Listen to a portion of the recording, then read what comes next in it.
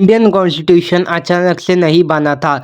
इसके पीछे कई सालों का हिस्टोरिकल बैकग्राउंड था, जिसमें ब्रिटिश इंडिया के कई इंपॉर्टेंट लॉज ने मेजर रोल प्ले किया। Question 1, what was the regulating act of 1773? The regulating act of 1773 was the first major law passed by the British Parliament to control the East India Company's administration in India. It also created the post of Governor General of Bengal. 1773 का regulating act British parliament का पहला major law था, जो India में East India company के administration को control करने के लिए बनाया गया था।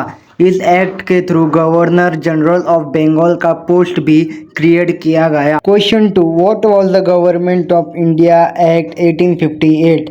The Government of India Act 1858 transferred the control of India from the East India Company to the British Crown.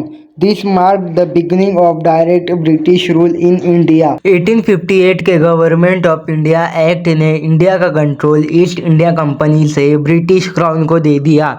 इसके बाद इंडिया पर ब्रिटिश गवर्नमेंट का डायरेक्ट रूल शुरू हुआ। ये इंडियन कॉन्स्टिट्यूशन के हिस्टोरिकल बैकग्राउंड के दो इम्पोर्टेंट स्टेप्स थे। इन लॉज ने धीरे धीरे इंडिया के गवर्नेंस सिस्टम को चेंज किया और आगे आने वाले कॉन्स्टिट्यूशनल सिस्टम की फाउंडेशन बनाई। Thank you for watching and don't forget to subscribe to law foundation.